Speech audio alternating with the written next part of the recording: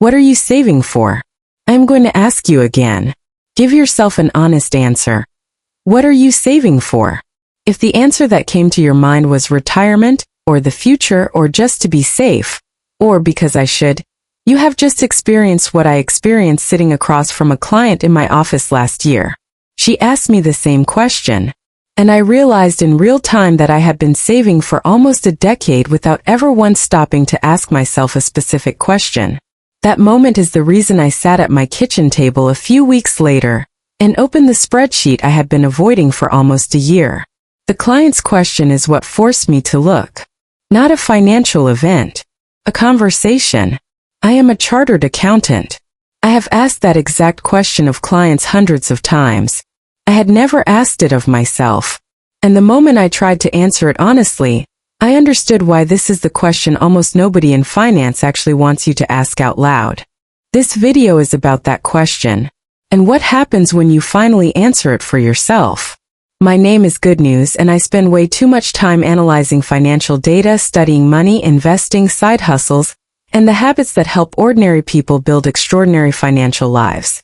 Let me describe the moment in the office, because what happened that afternoon is happening in someone's life right now without them noticing.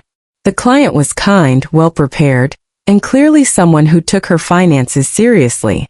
She brought her statements. She brought a list of questions. She had done her homework. We worked through the savings framework together the way I had done with so many other people. I asked her about her goals. I asked her about her timeline. I asked her about her priorities. She thought carefully and gave me thoughtful answers. And then she leaned back in her chair and asked me the same question I had been asking her. What are you saving for? I opened my mouth to answer, and nothing honest came out. The answer I had memorized came out first. Retirement, of course, and general financial security. It sounded fine. It sounded responsible. It sounded like the right answer. But sitting across from her in that office, I knew it was not real. I had been saving for almost 10 years following the exact framework I gave to clients. A percentage of every paycheck. Maximum contributions to the accounts I had been told were the smart ones. Steady, consistent, disciplined. And I had no specific answer to her question. I had been saving because that is what responsible people do. I had been saving because the framework said to. I had been saving because the alternative felt irresponsible. But what specifically was I saving for? I did not know.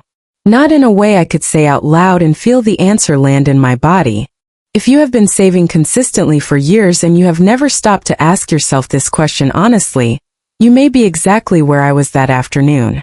The saving is happening. The discipline is real. But the answer is missing. Here is what I figured out in the weeks after that meeting.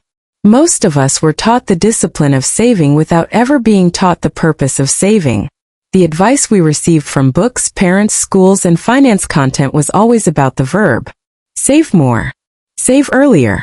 Save consistently. Save automatically. Almost none of it was about the noun. What specifically are you saving toward? This was not an accident. The advice was easier to give without the noun. A blanket instruction to save is universal. A specific instruction about what to save for requires understanding the person's actual life. The blanket version is what made it into the mainstream financial script. The specific version is what got left out. And here is the part that took me sitting across from that client to finally see. This isn't about discipline. It isn't about intelligence. It isn't about how hard you work. It is about the fact that following the discipline without the purpose creates a particular kind of financial life. You save consistently.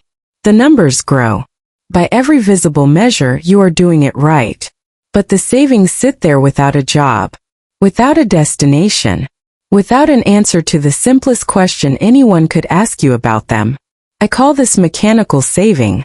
The verb without the noun. The discipline without the direction. The villain is not the discipline itself. The villain is the cultural belief that the discipline is enough. The belief that as long as you are saving, the question of what you are saving for can be answered later. It cannot be answered later. It has to be answered now, because the answer to that question changes everything that comes after it. The real cost of mechanical saving is not the money. It is the years you spend building a financial life that does not match a life you actually want. When I sat at my kitchen table a few weeks after that client meeting and finally opened the spreadsheet I had been avoiding, the gap I saw was not just a gap between income and wealth.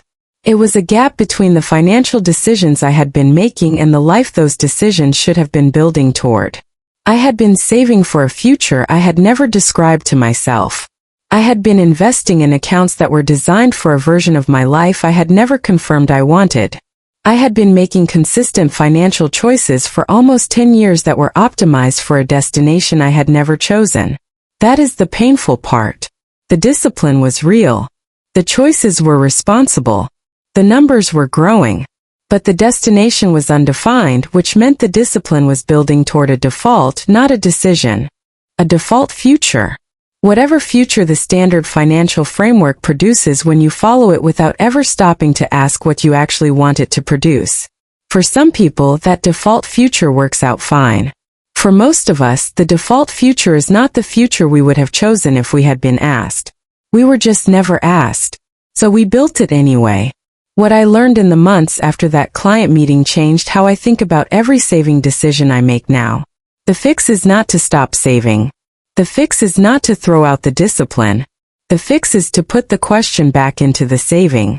Before you decide how much to save, ask what you are saving for. Before you decide which account to use, ask what specific outcome that account is supposed to produce. Before you set up an automatic contribution, ask what version of your future life that contribution is funding. The question is not asked once and answered forever. It is asked every time a saving decision is being made. The question becomes the filter that gives the discipline its meaning. And here is what I have noticed since I started asking the question. The answers change as life changes. What I was saving for at 25 is not what I am saving for now. What I am saving for now will not be what I am saving for in 10 years. The question is not asking you to commit forever. It is asking you to commit now, with the understanding that you will ask again. If this is shifting how you think about your savings, subscribing would mean a lot. Everything we are building here exists to help you ask the questions almost nobody else in finance is asking out loud. Let me show you how the question actually works in practice. The question works in 3 steps, and the steps are simpler than they look. The first step is to name the specific outcome, not retirement. The specific kind of retirement. At what age? In what location? With what monthly income? Doing what with your time? The more specific the answer, the more useful the question. The second step is to test whether your current savings strategy is actually building toward that specific outcome. Most people discover at this step that the strategy they are using was designed for a generic outcome, not for the specific one they just named. The strategy and the answer do not match. The third step is to adjust. Either adjust the strategy to match the answer, or adjust the answer to match what you actually want. Either way, the strategy and the answer now match each other. The saving has a purpose. The purpose has a strategy. They are no longer disconnected.